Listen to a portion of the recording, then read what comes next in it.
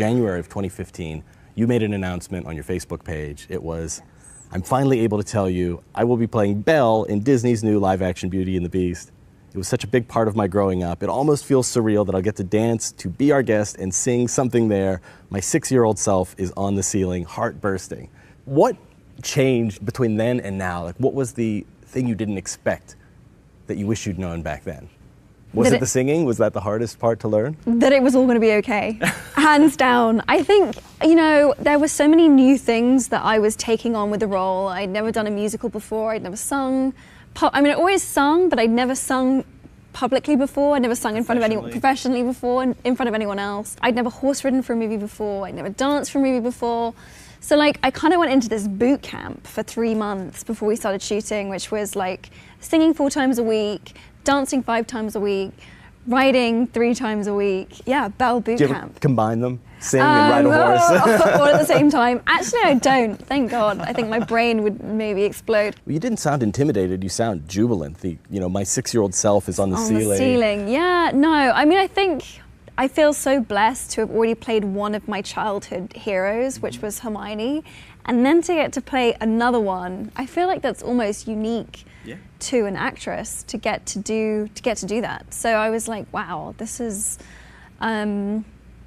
I just felt incredibly lucky to have the career that I'm having. In my house, we are big animation fans. My wife and my kids love the Disney cartoons, and even among people who grew up with them and are now adults in their older years, grew up with these Cinderella and Pinocchio. Beauty and the Beast is a much more recent one from the 90s, but it means so much. Like, the geekdom around animation is as intense as Star Wars or Marvel, DC, Harry Potter. Totally. Isn't it? Yeah, I feel like it unlocks for people something from their childhood, something that feels so deep inside them, and something that they've always known. It has a level of familiarity that is just so intense and special. When I talk about prep and whatever else, it was in the build up to the movie, I really felt the pressure of that, not just from me loving those films, but knowing how much this character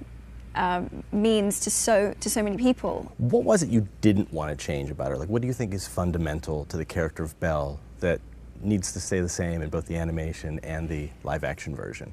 What I love about Belle is that she's kind of, if you look at her within sort of the category of those Disney characters, she's kind of the rogue. She takes a different course. That was always what I loved about Belle. When I think about Belle, I think about her singing Belle Reprise, which is her sort of coming out of her house and singing this song, which is just kind of bursting out of her, which is, I know everyone around me can't understand why I don't want what everyone else thinks that I should want and which is being handed to me, but I really just want something more. I want something else.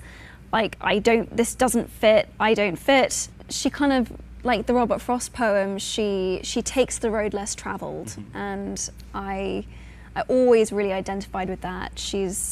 Bella's no sheep. She's really on her own, just on her own path. She's friends with sheep, though. She's friends with sheep. She is friends with sheep, but she's on her own thing, and there's this defiance, and that energy, that spirit was really what I identified with in her. That's like her Sound of Music scene too, where she runs up into the hills and she's kind of turning around and looking down at her town. And it's also an expression of loneliness, isn't it? Because she says that for once it would be grand to have someone understand. I have so much more than they have planned. And you get the sense of how isolated she is from everyone. Definitely, and I think that in the end is where Beast and Belle find their common ground, is because they both feel really lonely. They both feel like outsiders in their own world. Belle is kind of trapped in her surroundings, in her village, and Beast is trapped in this castle. And there's this sort of strange mirroring, there's this strange parallel where only when they're together